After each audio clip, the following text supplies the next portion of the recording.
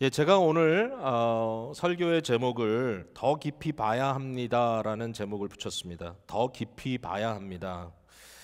이 본다는 것의 의미를 생각해 보면 그렇게 단순하지가 않은 것 같아요. 우리 대부분의 사람들은 볼 수 있는 눈을 지니고 있습니다. 물론 시각 장애인도 계시지만 참 어려울 것 같아요. 대부분 보니까 여기 계신 분들은 시각을 좀 비교적 정상적으로 사용할 수 있는 분들일 것 같은데 요즘은 왠지 몰라도 이 시각에 문제가 있는 분들이 참 많아요. 눈에 질환이 많은데 과거보다는 좀 더 치료할 수 있는 가능성이 생겼기 때문에 눈치료를 더 많이 받으시는지는 모르겠지만 참 눈의 문제 때문에 어려움을 겪고 계시는 분들이 현재도 우리 교회 여러분이 되시거든요. 근데 어쨌든 이 정상적인 기능이라고 생각했을 때 우리가 눈을 가지고 할 수 있는 것은 보는 것이죠. 보는 것인데 이 본다는 기능에는 여러 단계가 있어요, 사실은. 그러니까 일단 우선적으로 그냥 말 그대로 어떤 사물을 본다, 그냥 see 하는 그런 과정이 있을 거고요. 이제 그 다음에 보는 순간에 이것이 우리에게 일종의 인지작용으로 바뀌어집니다. 뭐냐면 우리의 뇌에서부터 여러 가지 내용들이 보여지는 것과 복합적인 작용을 하기 시작하는 거죠. 내가 보는 것이 무엇인지를 알기 위해서는 나의 과거의 경험들이 축적되어 있는 것을 통해서 프로세스 돼야지 그게 뭔지가 밝혀지게 되고요. 그뿐만이 아니라 내가 무엇인지 알게 된 그것이 지금 이 상황에서 어떤 지금 상황에 있는지 일종의 상황 파악을 해야 되고요. 이제 대부분의 경우는 그 상황 파악을 통해서 거의 자동적으로 나의 몸이 반응을 하게 돼 있죠. 뭐 예를 들어 보면 저쪽을 바라봤는데 보니까 빨간 물체가 이렇게 있어요. 조금 지나면 뭐 거의 인스턴리 그 물체가 빨간 물체가 아니라 빨간 자동차라고 하는 것을 금방 알죠. 왜냐하면 우리가 이미 다 축적되어 있는 정보가 이렇게 머릿속에서 자연스럽게 흘러나오는 거예요. 그 다음에 그 물체가 빨간 자동차가 지금 내가 있는 방향으로 어떤 일정한 속도로 달려오고 있다고 하는 것이 보일 겁니다. 그게 깨달아지는 거죠. 그게 인식되죠. 그런 순간에 이제 무슨 판단이 들죠? 아, 내가 이 자리에 있다가는 저 오는 차에 부딪히겠구나라고 하는 그런 불안감이 오게 되고요. 별 생각을 하지 않아도 거의 인스턴트하게 몸이 뒤로 빠지면서 내가 그 차를 피하려고 하는 노력을 하게 되는 것이죠. 근데 이 모든 것을 생각할 때 어느 부분까지가 보는 것이고 어느 부분은 보는 것이 아닌 다른 것이냐라고 하기에는 사실은 이것이 다 이렇게 올게닉하게 연결되어 있다는 것을 우리가 보게 돼요. 자, 이거 굉장히 중요한 것입니다. 단순히 어떤 것을 본다, 거기에서 좀 더 깊숙이 들어가서 내가 보는 것을 지금 어떻게 상황 판단하고 있으며 이 상황 판단을 통하여 내 삶에 어떠한 실제적인 변화가 지금 일어나고 있느냐까지 포함시킬 수 있는 것을 우리가 본다고 한다면 오늘 타이틀을 붙인 대로 더 깊이 보는 일이 분명히 있을 것이다. 그냥 스쳐보는 것이 아니라 깊숙이 보는 것이 필요하고 그 일이 반드시 있을 거라고 우리가 생각할 수 있습니다. 상황 판단을 잘하는 것은 우리에게 굉장히 도움이 되는데요. 어떤 경우는 상황 판단을 좀 제대로 못할 때도 있습니다. 자, 조금 전에 차 얘기를 했죠. 한 번 더 얘기해 볼게요. 차가 지금 나 있는 방향으로 오고 있는데 이 길이 조금 커브가 되어 있는 것을 감안하지 않고 지금 달려오는 차의 저 속도대로 이리 오면 내가 저 차에 치이겠다라고 하는 판단을 긴급하게 하게 되고 내가 어느 순간에 갑자기 온몸을 뒤로 확 뺐다고 한번 생각을 해보십시오. 근데 이게 오해일 수 있는 거죠. 지금 그 차는 정상적으로 자기의 차 레인으로 지금 가고 있고 나는 안전하게 지금 인도 위에 올라가 있고요. 이 길은 이렇게 비춰지기 때문에 저 차는 지금 이렇게 오고 있지만 반드시 저 앞으로 지나갈 텐데 나를 와서 칠 거라고 하는 판단을 한 거죠. 그 순간에 내가 뒤로 확 몸을 제치는 순간에 어떤 일이 벌어지겠는가? 미니멈으로는 제가 좀 무한해지는 거고요. 좀 더 심각하게 상황이 된다면 주위에 있는 사람들이 동시에 놀라면서 어떤 파장이 있을 수 있는 거죠. 이게 그 판단에 굉장히 중요한 부분입니다. 자, 이게 뭐 좀 문제가 될 수 있나요? 근데 사실은요. 요즘 많이들 이야기하는 이전 일종의 그 감정 질환 또는 정신적인 어떤 좀 이슈라고도 말할 수 있는 공황 장애를 앓는 분들이 이런 문제를 갖고 있어요. 이 공황 장애를 앓고 있는 분들을 치료하는데 굉장히 중요한 건 뭐냐면 그들이 겪고 있는, 그들이 생각하고 있는 이 두려움, fear이 이것이 이성적이지 않다는 것을 설득해야 됩니다. 근데 그리 위험하지 않은 상황에도 불구하고 아주 심각한 불안감을 느끼는 경우들이 있다라는 것이죠. 그래서 어떤 좀 극한 상황에서는 이런 공황 상태에 빠져 있는 분들이 아주 불필요한 행동까지 하게 됨으로써 좀 소동이 일어나는 경우들이 있습니다. 예를 들면 비행기 안에서 좀 소동을 일으킨다든지 하는 경우들이 있는 걸 여러분들이 아마 어떨 때는 뉴스를 통해서도 들을 수 있을 겁니다. 자, 제가 왜 이런 말씀을 이제 시작을 했냐면은 우리의 신앙적인 측면에서도 우리의 삶에 벌어지고 있는 일들을 어떻게 보느냐, 또 그 상황을 어떻게 판단하느냐에 따라서 아마 이러한 비슷한 이슈나 상황들이 벌어질 수 있다라고 하는 거죠. 자, 특별히 오늘 제가 좀 언급하고 싶은 분은 시편 73편에 등장하는 아삽이라고 하는 시인인데요. 이 아삽이라고 하는 분은 레위인으로서 성전에서 음악을 지도하는 분이었습니다. 음악가이며 시인입니다. 근데 이분이 쓴 찬송시가 여러 개가 있는데 특별히 이 시편 73편이 아주 기가 막힌 시입니다.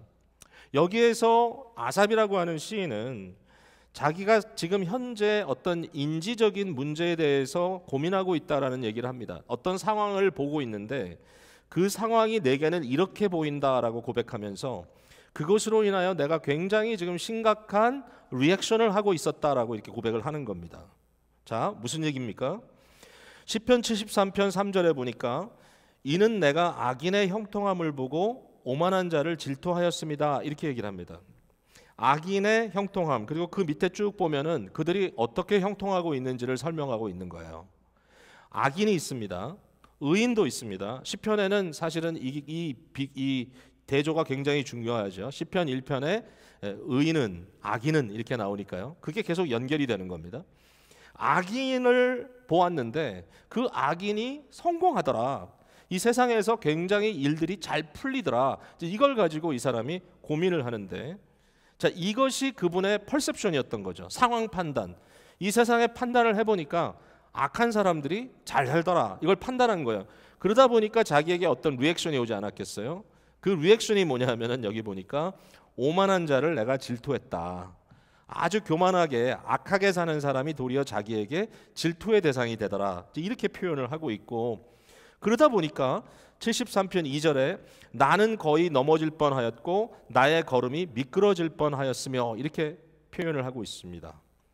마치 어떤 위험이 나에게 닥칠 때 내가 갑작스럽게 몸을 피하다가 넘어지는 것처럼 바로 이 상황을 겪었을 때 그가 말하기를 내가 영적으로, 아마 그런 의미일 거예요, 거의 넘어질 뻔하였고 나의 걸음이 미끄러질 뻔하였다, 실족할 뻔했다라고 그렇게 말을 하고 있는 거죠. 제가 이 아삽이라고 하는 사람이 지금 말하고 있는 이 고민에다 한 겹을 더 씌운다면 이런 걸 겁니다. 뭐냐면 단순히 악인이 형통하는 것뿐만 아니라 내가 아는 대로 성도들이, 소위 성경에서 의롭다고 칭하는 의인들이라고 할 수 있는 이 성도들이라 할지라도 고난을 심각하게 겪는 경우들이 많다라는 것이죠. 왜 하나님의 백성들이 이처럼 어렵고 힘든 고난을 당하는가? 어떤 경우에 보면은 이때쯤 되면 좀 좋은 소식이 들릴 뻔한데, 들릴 것 같은데라고 기대를 하다가도 조금 지나면 더 안타까운 소식을 듣게 되는 경우들이 있을 때마다 너무너무 마음속에 번민이 생기는 것입니다. 도대체 왜 하나님의 백성들이 이 세상을 살아가면서 이처럼 어려운 고난에 빠져야만 하는가? 왜 이런 일이 내게 닥쳤는가라고 고민할 수 있는 거잖아요. 아삽이 이 상황에 대해서 뭐라고 얘기하냐면은 시편 73편 16절에 내가 어쩌면 이를 알까 하여 생각한즉 그것이 내게 심한 고통이 되었더라라고 고백하고 있어요. 이 문제를 가지고 깊이 고민했다는 거예요. 아주 많은 고민을 했더니 그 고민이 나에게 답을 갖다 준 것이 아니라 내가 더 마음에 심한 고통을 경험하게 되었다는 거예요. 근데 한 가지 감사한 것은 이 시가 이렇게 끝나지 않죠. 17절부터 터닝 포인트가 있어요. 내가 하나님의 성소에 들어갈 때에야 그들의 종말을 내가 깨달았다라고 얘기합니다. 즉 하나님을 예배하는 포스처로 내가 나의 마음을 바꿨을 때, 내 마음이 하나님을 향했을 때 답을 얻게 됐다라고 그는 얘기하는 거예요. 깨달음이 있었다. 자, 깨달음은 지혜의 영역 아닙니까? 지혜의 영역. 그러니까 잠언이라고 하는 것이 지혜에 대한 것이라면 여기 좀 맥이 통하는 그런 내용이 담겨져 있다고 말할 수 있겠죠. 자, 잠언으로 돌아갑니다. 잠언, 오늘 잠언을 보면 굉장히 짧은 잠언입니다. 보라, 의인이라도 이 세상에서 보응을 받거든 하물며 악인과 죄인이리요, 이렇게 말하고 있는데, 여러분 도대체 왜 이 짧은 이 잠언이 여러 굉장히 많았잖아요. 내용이 적지 않은 내용 중에 왜 하필이면 이 내용이 제 마음에 그렇게 들어왔을까요? 지난 주간에 말씀을 묵상하는 가운데 이 말씀이 마음속에 들어와서 여러 가지로 작용을 일으키는 것을 경험했는데, 그 이유가 무엇인가 하면은 아마도 제가 요즘 고민하고 있는 문제를 지금 타치하고 있는 굉장히 중요한 의미를 담고 있었다는 것이죠.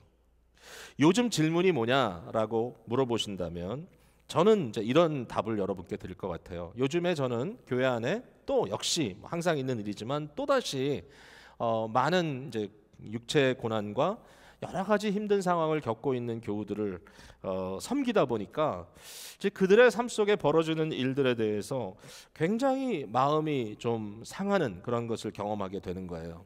도대체 왜 믿는 사람들이, 사람들의 가정의 어떤 상황을 들여다볼 때마다 이처럼 어려운 일들을 지금 겪고 있는 것일까? 즉 거기에 대해서 쉽게 해결될 거야라고 답을 줄 수 없는 그런 어려움들이 있다라는 거예요. 뭐 일시적인 어려움이 있으면 좀만 참다 보면, 견디다 보면 반드시 좋은 일이 있을 거야라고 말씀을 드리고 싶은데, 그것보다도 훨씬 더 깊은 고민 속에 좀 빠져 있는 그런 경우들을 많이 본다는 거죠. 이런 질문이 생기더라고요. 아무리 그래도 성도인데, 아무리 그래도 예수 믿는 사람들인데 왜 성도들이, 불신자들 이 세상에서 당하는 것하고 좀 차이가 전혀 없어 보인다. 차이가 좀 없어 보인다. 솔직히 저는 악한 사람들에게 더 악한 일이 있다 이렇게 말하고 싶지도 않아요. 솔직히 그건 좀 저도 뭐라고 얘기할 수 없어요. 그러나 그냥 제 눈에 보이는 건 뭐냐면, 이 세상 사람들이 겪고 있는 것과 성도들이 겪고 있는 것이 눈으로 보기에는 크게 차이가 안 나 보인다, 별로 달라 보이지 않는다라는 데서 이제 고민이 생긴다는 거예요. 시름시름 알아요. 병이 들어요. 그리고 나서 얼마 있다가는 뭐 고치는가 했더니 또 다시 재발이 되고 뭐 등등 해가지고 나중에 결국 세상을 떠나고 나면 남겨진 사람들의 삶 속에 또 그 여파가 끊임없이 진행이 되는 거예요. 이제 그런 모습들이 저로서 굉장히 힘들다. 아마 이 자리에 계신 여러분 중에도 뭔가 이렇게 사람들과 좀 속 시원하게 얘기하기도 어려울 정도로 본인에게 아주 굉장히 깊은 고민들이 있을지 모르겠어요. 아마 있을 거예요. 뭔가 마음에 도대체 나는 하나님 믿는 사람인데, 나는 크리스찬인데 왜 나의 삶에 이런 문제가 여전히 그대로 존재하고 있고, 따져보면 믿지 않는 사람들과 나의 삶이 크게 달라 보이지 않는다. 도대체 어떻게 해야 되냐? 어떻게 깊숙이 이 상황을 들여다봐야 내가 답을 얻을 수 있을까? 이런 고민을 하게 된 것이죠. 자, 오늘 본문의 내용을 좀 그래서 풀어보겠습니다. 어떤 답을 주께서 주실까요?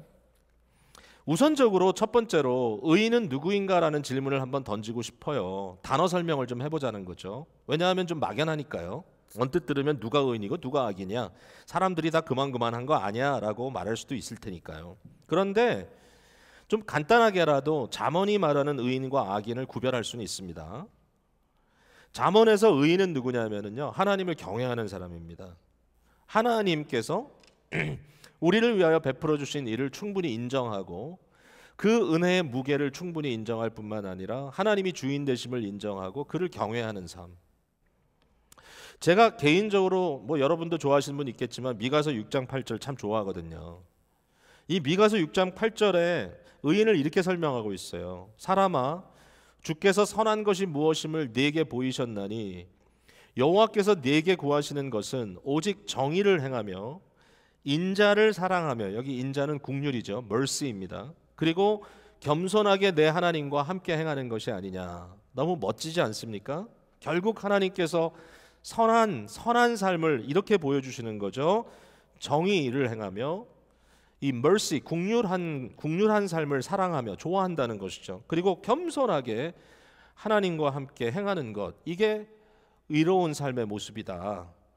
이걸 다시 설명하자면 하나님의 은혜 안에 있다는 사실을 인정하고 예수 그리스도의 대속의 은총으로 말미암아 나의 삶의 용서와 회복이라는 전환점을 경험하고 뿐만 아니라 하나님께서 내게 선물로 주시는 복음적 삶을 인정하고 그것을 추구하며 살아가는 것, 이것이 바로 의로운 삶의 모습이라고 말할 수 있을 거예요. 반면에 악인은 누구냐 그러면 누가 악인이냐? 여기에 대표적인 설명을 저는 잠언 8장 13절에 써 있다고 생각해요. 지난주에 함께 나눴던 말씀인데 이 악인에 대해서 이렇게 얘기합니다. 교만과 거만과 악한 행실과 패역한 입, 이렇게 설명하고 있습니다. 교만과 거만과 악한 행실과 패역한 입. 자, 이 네 가지로 설명될 수 있어요. 굉장히 좋은 설명이라고 생각해요. 교만이라고 하는 것을 우리가 pride라고 표현할 수 있겠죠. 영어로 한다면. 프라이드. 이 교만은 뭐냐면은 아주 기본적인 내면의 문제입니다. 내면의 상태입니다. 뭐죠? 하나님을 인정하지 않고요. 도리어 하나님 앞에 내가 마음을 굳게 하고 마음을 닫아버리고 하나님을 거부하고 심지어는 하나님의 존재마저도 부인하는 이런 아주 어리석은 그러한 모습인 거죠. 그러나 스스로 교만한 상태입니다. 자기 자신을 하나님보다 앞서 높이는 그러한 모습인 것이죠. 자, 이것이 교만이라면 거만한 건 또 뭐냐?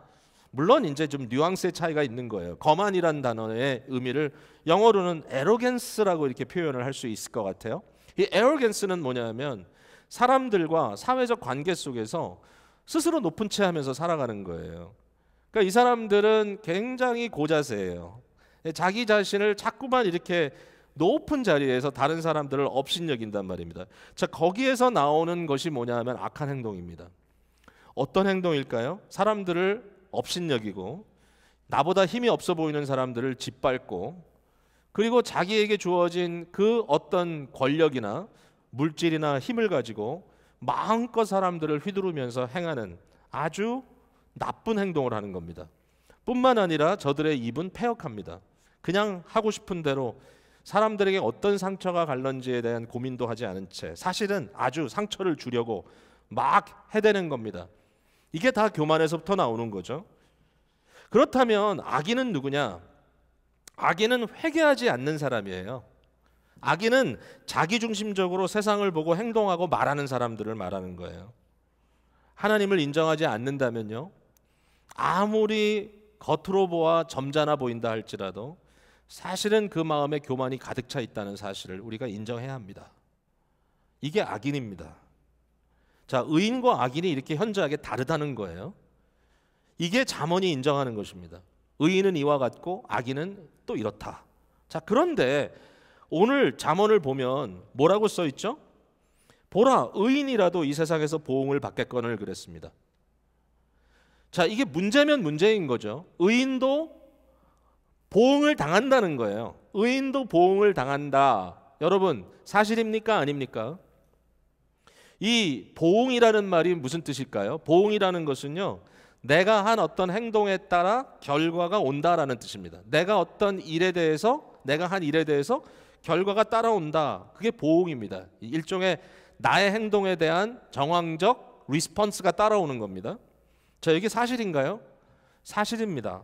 우리가 잊지 말아야 될 게 있습니다. 우리가 죄를 용서받는다는 개념하고요, 내가 지은 죄에 대한 어떠한 여파가 있다는 거하고는 별개입니다. 내가 용서받기 때문에 죄는 아무 문제가 없어라고 생각하면 굉장히 바보스러운 겁니다.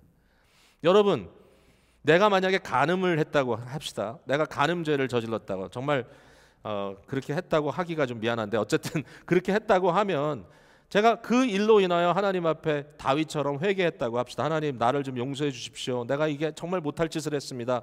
하나님, 나의 마음을 새롭게 해주시고 나의 인생을 새롭게 살 수 있도록 주님 나를 용서해 주십시오 하면 다윗을 용서해 줬던 것처럼 하나님께서 나를 용서해 줄 수 있지만, 그러나 그렇다고 해서 아무 문제가 없는 게 아닙니다. 내 아내에게는요, 돌이킬 수 없는 상처를 주었고요, 아무리 내가 용서를 받았다고 할지라도 그 일로 인한 상처를 그냥 없앨 수 없는 거죠. 그리고 또 다른 여자가 있다면 그 가정에도 화를 입힌 거고요. 무엇보다도 저의 자녀 다음 세대에게는 평생 잊을 수 없는 심령의 심각한 문제점을 남기는 겁니다. 여러분, 다윗이 그랬잖아요. 다윗이 분명히 용서받았죠. 시편 51편이 다윗의 회개의 시잖아요. 하나님 나를 용서하소서. 그럼 끝났나요? 용서하신 것은 분명한데 다윗의 가정에는 심각한 문제가 반복적으로 일어나기 시작했습니다. 물론 그 간음으로 인하여 생긴 아이도 죽었습니다. 여러분, 그래서 이 부분에 대해서는 우리가 너무 나이브해서는 안 돼요. 죄는 그냥 짓고 가면 된다. 아닙니다. 죄의 상처는 남습니다. 그래서 보응이 있다는 거예요. 자, 뿐만 아니라 내가 크리스찬이라는 이유로 인해서 내가 실수하고 내가 좀 뭐랄까요? 좀 바보스러워서 내가 멍청하게 한 일들에 대해서 하나님께서 그냥 그대로 그냥 그것을 다 커버해 달라고 기도하는 것이 옳을까요? 여러분, 그게 합당한 일일까요? 예를 들면 내가 조급한 마음으로 운전을 했는데 교통법을 어겨서 티켓을 띄든지 아니면 심지어는 사고를 냈다고 하면 그게 이상한 일일까요? 아니, 내가 크리스찬인데 왜 이런 일이 생겨? 그럴 수 있을까요? 내가 무심코 생각 없이 말을 했는데 어떤 사람과 나 사이에 관계가 상하고 깨지는 일이 있었다면 그거 무슨 이상하다고 생각해야 될까요? 여러분, 내가 사업을 하는데 사업을 잘 운영하지 못하는 그런 일이 생겼다고 합시다. 몇 번 잘못된 결정을 반복해서 함으로 말미암아 큰 재정적인 손해가 내게 났다고 생각을 하십시다. 여러분, 그렇다면 그게 이상한 일인가요? 내가 스스로를 잘 조절하지 못하고 과로했기 때문에 나의 몸에 병이 들었다고 합시다. 여러분, 그럴 때도 내가 하나님 무조건 고쳐주세요라고 이야기하는 것이 당연한 걸까요? 여러분, 이런 것들에 대해서 우리가 나이브할 수가 없다는 거죠. 현세 속에는 이러한 실수에 대한 결과가 따라오더라. 뿐만 아니라 우리 인간사에 등장하는 폭풍과 재난들이 있습니다. 이거 피할 수 없습니다. 예? 남들에게만 닥치고 우리에겐 닥치지 않던가요? 코로나 팬데믹이 지나가고 있습니다. 수많은 사람들이 목숨을 잃었습니다. 전 세계적으로 너무 많은 사람이 죽었잖아요. 근데 여러분, 만약에 우리가 통계를 내봤는데 이 전 세계 인구 중에 한 10% 20% 정도가 크리스찬이라고 합시다. 그러면 실제로 팬데믹으로 죽은 사람을 이렇게 해가지고 유형별로 나누고 종교별로 나눠봤더니 크리스찬은 불과 1%밖에 죽지 않았더라. 그런 결과를 여러분들이 기대할 수 있을까요? 더구나 코로나라고 하는 이 팬데믹은 사실은 이 제3세계보다는 소위 기독교인들이 많다고 하는 미국과 북미주와 또 유럽 지역에 훨씬 더 크게 퍼졌던 그런 팬데믹이잖아요. 그러니까 생각해 보면 그렇지 않을 거예요. 제가 이건 따져본 건 아니지만 절대로 성도들이기 때문에 이것을 쉽게 피해갔다라고 말할 수 없을 거라는 거죠. 자, 이게 사실이라면 이제 질문이 생기는 겁니다. 그렇다면 인생에서 우리가 기대할 바가 뭐가 있느냐?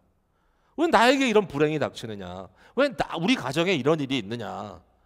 도대체 왜 남들이 겪지 않아도 될 것 같은데 왜 나는 이런 힘든 일을 겪고 있느냐? 여러분, 우리가 기도하면서 주님 앞에 우리의 마음의 소원을 아뢰입니다. 우리 안에 있는 삶의 이 고난의 문제를 주님 좀 걷어가 주십시오라고 기도합니다. 여러분, 그게 무조건 셀피시한 기도인가요? 아니거든요.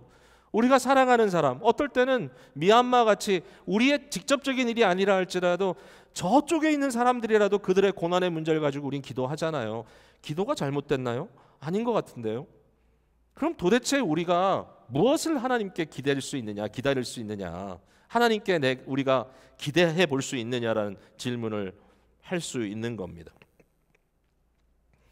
자, 그러면 세 번째로 오늘 본문을 통해서 또 하나의 포인트를 좀 얻어보려고 하는데 이 부분은 좀 이상하게 느껴질 수도 있어요. 처음에 딱 들으면 오늘 메시지가 좀 이상한 방향으로 흐르는 것 같다, 이런 겁니다. 자, 이 포인트는 뭐냐면 의인도 보응을 당하지만 그러나 악인들은 정말 불쌍하다라는 게 포인트입니다. 악인들은 정말 불행하다. 오늘 본문의 의미를 다른 말로 해보면 이런 겁니다. 우리의 형편이 어려울지 모르겠지만 사실은 하나님을 모르고 사는 사람들의 형편은 훨씬 더 어렵다라고 말하고 있는 거거든요. 자, 다른 사람의 불행 때문에 우리가 도리어 위로를 받는다고 하는 것이 좀 이상하다고 생각할 수는 있어요. 제가 이 말을 하면서 어떤 구체적인 상황 속에서 여러분이 아는 어떤 불신자가 고난을 당하는 것을 여러분들이 당연시한다든지 고소한다는 그런 의미가 아니라고 제가 말씀드리고 싶습니다. 지금 말하려고 하는 것은 하나의 보편적인 원칙을 얘기하는 것이고요.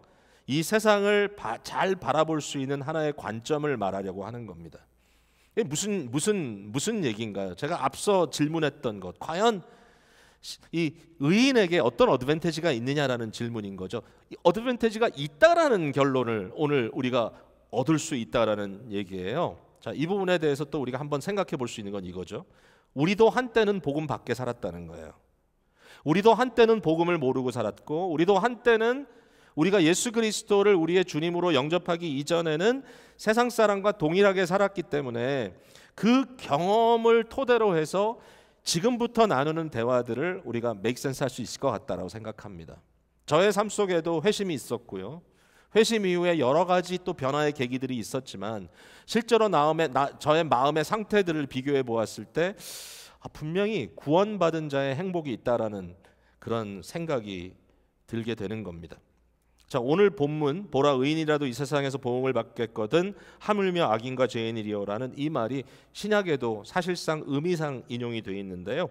베드로 사도가 베드로전서 4장 12절에서 19절 사이에 특별히 의인이 고난을 당할 때 그 일을 좀 잘 감당하라라고 하는 격려의 말씀을 할 때 사용합니다. 이런 표현을 씁니다. 하나님의 집에서 심판이 시작됐다. 이 에스겔 9장을 인용하는 말인데요. 하나님의 심판이 어떻게 드러나든가 여러분 놀랍게도 이스라엘과 유다 백성들에게 하나님의 심판을 하셨을 때, 그들을 징계하셨을 때 예루살렘을 쳐 부수시고 그 안에 하나님의 집이라고 불렸던 성전을 깨 부수셨습니다. 누구의 손으로? 바벨론 사람들 손으로. 여러분, 바벨론 사람들이 이스라엘이나 유다 사람들보다 더 경건했을까요? 절대로 아닙니다. 여러분, 북왕국 이스라엘을 점령하고 없애버렸던 아수르가 이스라엘 백성들보다 더 괜찮은 사람들이었을까요? 아닙니다. 고대사회의 잔인하기로 이름난 그런 민족들이었습니다. 그럼에도 불구하고 하나님께서는 그들의 손을 통하여 먼저 자기 백성을 치셨다는 얘기를 여기서 하고 있는 거죠. 의인이 겨우 구원을 받으면 경건하지 아니한 자와 죄인은 어디에 서리오? 이렇게 반문하고 있습니다. 이게 베드로의 논리입니다. 이게 바로 잠언 11장 31절의 논리인 거죠. 의인이 겨우 구원을 받는다는 말은 우리가 구원을 정말 말 그대로 겨우 받았다는 말이 아니라 우리가 구원을 받은 자로서 살아가는데 우리의 인생의 여정을 통하여 실제적으로 우리의 삶에 많은 고통이 있고 고난이 있고 이 고난을 겪어내면서 결국은 우리가 성화를 이루어간다라고 하는 의미일 겁니다. 하나님의 백성들도 이처럼 고난을 당한다면, 여러분의 삶 속에 이와 같이 어려운 일들이 많이 있다면, 그것이 현실이고 사실이라면 그러면 죄인과 악인들은 오죽하겠느냐는 얘기를 하는 겁니다. 하나님을 멀리하는 자들의 불행을 우리 눈으로 보지 못하기 때문에 과연 우리가 누린 은혜가 얼마나 큰지를 깨닫지 못하고 있다는 것을 지금 드러내고 있는 겁니다. 사실은 우리에게도 이와 같은 환난과 어려움이 있지만 그러나 불신자들이 겪고 있는 문제는 훨씬 더 심각하다. 지금부터 잠시 나눌 메시지는 그렇게 플레전트한 내용은 아닙니다. 남들의 불행에 대해서 이야기한다는 것이 너무 쉬워서는 안 될 것 같지만 그러나 깨달아지는 부분은 있기 때문에 여러분과 쉐어합니다. 악인들의 불행이 뭘까요? 악인들의 불행이 뭘까요? 몇 가지 생각이 나더라고요. 한번 같이 생각해 보세요. 첫 번째로 악인들의 불행은요, 저들의 삶 속에 어려움이 닥칠 때 저들의 반응은 그리 시원치 않습니다. 심지어는 저들이 고통을 당할 때 저들의 반응은 마치 지각이 없는 짐승의 반응 것 같다라고 얘기합니다. 잠언 12장 1절에 이렇게 써 있죠. 훈계를 좋아하는 자는 지식을 쫓아하거니와 징계를 싫어하는 자는 짐승과 같다. 짐승과 같다는 말은 이거예요. 때리면 깨갱하고 아파합니다. That's it. 고통을 느끼지만 그 고통에 대한 프로세싱을 못한다는 것이죠. 여러분, 이 세상에 이런 사람들이 참 많아요. 고통의 문제를 겪을 때 프로세싱을 못하기 때문에 마음속에 그냥 쓴 것만 계속 쌓이는 거예요. 계속 비럴해요. 마음이 그냥 계속 비럴. 이야기를 하면 계속해서 남들 원망합니다. 이야기를 하면 결국은 하나님까지 저주합니다. 끊임없이 마음속에서 쓴물이 쏟아져 나와요. 다른 프로세싱이 안 되기 때문에 그래요. 여러분, 이건 무식한 사람들만이 그런 게 아니에요. 똑똑한 사람일수록 인생에 대한 비관은 더 커요. 여러분, 똑똑한 사람일수록 근거 없는 긍정적인 사고를 거부합니다. 앞으로 좋아질 거예요. It'll be okay. 그거 믿지 않습니다. 똑똑한 사람일수록. 뭐 오케이는 무슨 오케이야. 이 한 단계가 지나가면 또 다른 문제가 생기겠지. 저들은 인생을 직시하는 거예요. 맞아요. 똑똑한 사람일수록 그들의 논리대로 따져보면 빠져나갈 구멍이 없다라고 하는 것을 깨닫고 있는 거예요. 그래서 너무 번민하다가 결국은 스스로 파멸의 길을 선택하게 되는 겁니다. 고난에 대해서 프로세스할 수 있는 아무런 근거가 없다라는 것이죠. 그래서 정말 아주 유명한 수많은 지성인들, 수많은 철학자들, 수많은 심지어는 예술가들이 스스로 죽음을 선택합니다. 왜냐하면 다른 길이 보이지 않기 때문입니다. 여러분, 어려움을 당하고 있는데 그 어려움에 대한 아무런 프로세싱을 할 수 없는 상태에 머물러 있다면 얼마나 괴롭겠느냐. 우리는 우리가 당하고 있는 어려움을 터널이라고 표현하지만 그들은 터널이 아니라 지하 밀실입니다. 빠져나갈 길이 없습니다. 솔직히 저도 그러한 번민과 고민 속에 잠시 잠겼던 기간이 있었거든요. 제 삶을 돌이켜보면 그 순간에 하나님이 안 보이더라고요. 제 눈에 아무것도 생각이 안 나더라고요. 그냥 모든 게 다 어둠이더라고요. 그 어두운 순간에 제 마음속에 지나갔던 그 일종의 결론이라고 할까요? 여러분, 불신자가 선택할 수 있는 가장 논리적인 결론은 자살입니다. 뭐가 있다고 삽니까? 이 세상을 생존을 위한 생존을 한다는 것은 너무 무의미하잖아요. 하나님도 안 계시고 사후에 어떤 아무런 그 미래도 없고 그냥 여기에 이처럼 생존하는 가운데 온갖 인생의 불행함을 다 겪는다. 여러분, 이 지상에서 벌어지는 일들을 바라보면서 이 모든 것에는 어떤 의미가 있을 거야 라고 스스로 이야기한다면 글쎄, 신앙 없는 사람이 가능할까요? 안 그렇다면 그냥 스스로 그냥 위로하는 것 뿐이겠죠. 얼마나 괴로울까. 두 번째로, 저들은 사람들을 미워합니다. 12장 6절에 악인의 말은 사람을 엿보아 피를 흘리자 하는 것이거니와 그랬습니다. 악인의 특징은 뭐냐면 사람들을 미워하고 해하려고 한다는 것이죠. 사람을 미워한다. 자, 이게 괴로운 건가요? 괴롭습니다. 미워하는 것이 얼마나 괴로운 일인지 여러분 아시기를 바랍니다. 사람을 미워하고 증오하는 것 그 자체가 지옥이에요. 저도 이걸 경험한 적이 있는데요. 저는 사람을 좀 미워한다, 아주 미워한다는 그런 상태에서 하루도 견디는 게 굉장히 힘들다는 것을 경험했어요. 그래서 저는 사람과의 관계에서 서로 이렇게 맺혀 있고 미워하는 관계를 끌고 가는 걸 너무 싫어하는데, 근데 어느 한 순간에 어떤 한 사람에 대한 증오가 제 마음을 채우기 시작했어요. 사실은 이제 제가 그 사람이 우리 부모에게 한 어떤 행동이 너무 무례한 행동이었기 때문에 그걸 보고 너무 제가 그냥 우욱한 거예요. 어떻게 그럴 수 있느냐. 뭐 이걸 누구에게 가서 토로할 수도 없고 내가 그 사람을 직접 찾아가서 두들겨 팰 수도 없는 굉장히 뭐랄까요, 좀 일종의 딜레마 속에서 제 마음속에 그 사람에 대한 증오가 차 들어오면서 견딜 수 없는 고통을 경험하기 시작했어요. 여러분, 시간이 갈수록요 점점 더 삶이 긴장돼요. 마음이 굳어지고요, 나중에는 아무 생각도 나지 않고 그 사람에 대한 증오만 생각나요. 마음이 좁혀지고 아무런 생각도 들지 않고 그거밖에, 완전히 거기에 사로잡히게 되더라고요. 여러분, 사람을 미워하고 증오한다는 거 굉장히 고통스러운 일이에요. 제가 그래가지고 제 주위에 있는 사역자들을 불러다가 저를 위해서 기도해 달라고 그랬어요. 제가 그 한 자리에 모아서 제 지금 마음에 있는 상태를 그대로 고백하고 내가 그 사람이 왜 이렇게 미운지, 그 사람이 누군지까지 다 얘기했어요. 이렇게 이 사람을 내가 너무 미워해가지고 내가 견딜 수가 없다. 날 위해 기도해달라. 다 저를 위해서 손을 얹고 기도하고 저도 주님 앞에 기도하고 그러면서 제 마음으로 그 사람을 용서하겠다고 마음으로 기도하면서 그 프로세싱을 했는데요. 마치 체한 거는 따야지 풀리듯이 정말 그 미워하던 그 감정이 실마리가 풀려나가기 시작하니까 살겠더라고요. 저는요, 그러한 용서, 미워하는 사람들을 더 이상 증오하지 않을 수 있는 어떤 근거도 갖고 있지 않은 악인의 삶이 얼마나 괴로울까, 이것은 이루 말할 수 없다고 생각합니다. 여러분, 참 성도의 이 행복은 뭐냐면요, 고통 중에서도 사람들의 사랑을 풍성하게 느낀다는 거예요. 제가 요새 짐 형제 얘기를 좀 많이 하죠. 지금 굉장히 어려운 상황에 있는데 참 어렵고 힘들고 지금 그 병 중에서 본인이 굉장히 곤고함에도 불구하고 기도하고 함께 이야기를 나눌 때마다 이 형제의 입술을 통해서 계속해서 쏟아져 나오는 고백이 있어요. 자기 아내 얘기, 자기 딸 얘기, 자기 주위에 있는 형제들 얘기하면서 자기는 얼마나 사랑에 둘러싸여 있는지 모른다. 우리 교회 얘기를 합니다. 얼마나 이 교회가 자기를 사랑하는지, 내가 이 교회를 만나서 얼마나 나의 인생에 변화가 있었는지, 그런 얘기를 지금 한다니까요. 그러면서 계속해서 그 얘기를 꺼내면서 나는 너무 사랑을 받은 자입니다 하면서 흐느껴 울어요. 너무 감격이 돼서.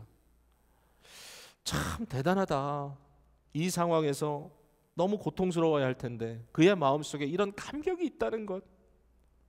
여러분, 악인은 또 공격적입니다. 12장 18절에 보니까 칼로 찌름같이 함부로 말하는 자가 있다 그랬습니다. 칼로 찌름같이 함부로 말하는 자가 있다. 여러분, 그런데 칼을 쓴 자는 칼로 망합니다. 어떤 사람들을 다투는 걸 참 좋아합니다. 그런 사람이 있더라고요. 어떤 상황, 어떤 그룹에 집어넣어도 꼭 싸움을 일으키는 사람이 있더라고요. 근데 그거 진짜 불쌍한 겁니다. 너무 미워하지 마세요. 위에서 기도해 줘야 됩니다. 왜냐하면 계속해서 자기의 불행을 자처하고 있기 때문에. 여러분, 악인은 공격적이고요, 그리고 불행합니다. 또 하나, 악인은 이중적입니다. 악인은 이중적입니다. 12장 9절에 비천히 여김을 받을지라도 종을 부리는 자는 스스로 높은 채 하고도 음식이 핍절한 자보다 나으니라. 스스로 높은 채를 하는데 먹을 게 없다는 거예요. 이거는 단순히 물질적인 문제만이 아니고요, 인간의 빈곤함을 보여주는 겁니다. 여러분, 하나님의 은혜를 모르는 인간은요, 살아날 길이 없습니다. 자기 스스로 해결해야 된다는 강박감에 살고 있습니다. 아무도 나를 도와줄 사람이 없을 거야.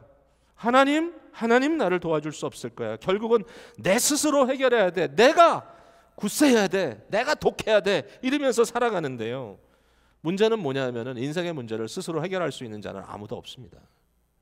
자기의 죄의 문제를 자기 해결할 수 없고요, 자기의 죽음의 문제를 자기가 해결할 수 없고요, 인생의 무의미의 문제를 자기가 해결할 수 없습니다. 우리의 삶의 현실적인 모든 문제들을 혼자 해결할 수 없고 혼자 감당할 수 없습니다. 그러다 보니까 어떻게 합니까? 감당 못하는 것을 감당한 것처럼 해야 되기 때문에 자기의 삶을 과장과 치장으로 덮으려고 합니다. 끊임없이 스스로 높은 채를 하지만 속은 텅텅 비어 궁핍합니다. 은혜의 영역을 모르면 인생은 피곤하고요, 정말 살맛이 나지 않습니다. 이런 사람들은 자랑할 것이 없으면 견디지 못합니다.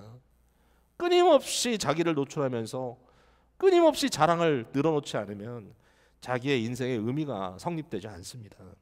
근데 모르나요? 그 이면에 얼마나 많은 눈물이 있다는 것을. 은혜의 역동을 전혀 모르는 사람이 인생을 살아갈 수 있을까요? 너무나 지극히 심각한 이중적인 구조 속에서 얼마나 괴로워하고 있을까? 얼마나 그들의 삶이 괴로울까? 얼마나 답답할까? 여러분, C.S. 루이스의 말대로 한다면 지옥이라고 하는 현실은 소급적으로 역사한다라고 합니다.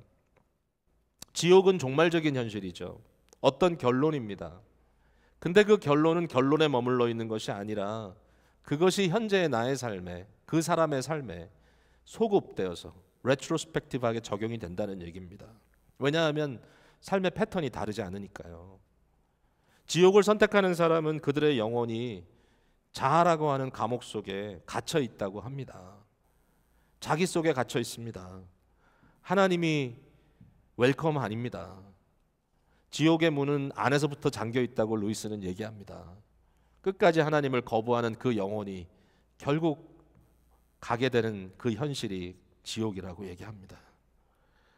여러분, 지금이 너무 괴롭다고 해서 내가 빨리 죽으면 좀 쉬게 되겠지, 루이스의 논리대로 하면 지금 나에게 하나님의 은혜도 없고 하나님의 긍휼도 없고 아무런 소망도 보이지 않아서 내 현재 삶이 괴로운 것뿐이라면, 지금 앞서 말했던 내용대로 나의 삶이 이러한 고난 속에 아무런 답 없이 머물러 있다면 이후에 어떤 좋은 솔루션이 있을 거라고 기대해서는 안 됩니다.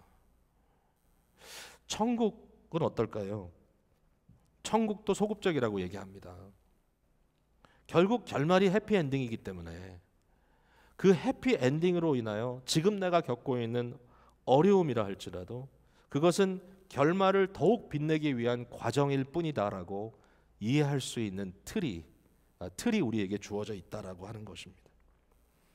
나의 삶이 지금 어렵고 힘들어도 내 자신에게 또 나의 이웃에게 우리는 여유를 갖고 대할 수 있다는 겁니다. 믿음과 소망과 사랑의 여유를 가지고 현재적 상황을 대처할 수 있다는 겁니다. 저는 천국이 소극적이라는 말 속에 예수 그리스도의 대속의 삶을 그려봅니다. 예수님의 삶의 드라마를 보면 그는 고난, 또 연속적인 고난 후에 죽음까지 당하셨지만 그러나 하나님께서 그를 버려두지 않으시고 그를 부활과 승천, 영광으로 이끄셨습니다. 이게 예수 그리스도의 삶의 드라마입니다. 결국 하나님 안에서 수치로 끝나는 것이 아니라 영광으로 이끄신다는 거죠. 제가 이렇게 기도하기 시작했습니다. 우리의 현재적 삶의 경험을, 내가 지금 겪고 있는 이 문제를 예수 그리스도의 대속적 삶의 드라마 위에 올려놓아야 되겠다. 우리의 고난의 문제가 그리스도의 삶에 얹어질 때 소망이 있습니다. 왜냐하면 그리스도가 가시는 그 방향대로 우리도 가게 될 것이기 때문이죠. 우리가 찬양하는 이유가 그겁니다. 예수님 사랑하는 이유가 그겁니다. 오늘도 주님께 고백하면서 내 인생이 이렇게 그냥 가는 게 아니라 나의 모든 전부가 정금처럼 아름답게 나올 거라고 하는 이 그리스도의 부활의 확신을 가지고 오늘도 살아가는 이유 때문입니다. 아삽이라고 하는 사람이 자기의 시를 어떻게 끝을 냈을까요? 아삽의 결론은 무엇이었을까요? 아삽이 이렇게 얘기합니다. 내 육체와 마음은 쇠약하나, 고통스럽다는 거죠. 그러나 하나님은 내 마음의 반석이시오 영원한 분깃이다. 나는 흔들리지만 하나님은 흔들리지 않는다. 주를 멀리하는 자는 망하리니 음녀와 같이 주를 떠난 자를 주께서 다 멸하셨나이다. 하나님을 떠나서는 소망이 없다. 그러면서 그가 마지막 고백하는 한마디가 뭔지 여러분 아시죠? 하나님을 가까이함이 내게 복이라. 정말 복이구나. 이게 나에게 주신 은혜고 복이구나. 내가 앞서 이야기했던 그 모든 것들이 상황 판단의 실수였구나. 사실은 하나님께 가까이 하는 것이 진정한 행복이구나 깨닫게 된 거죠.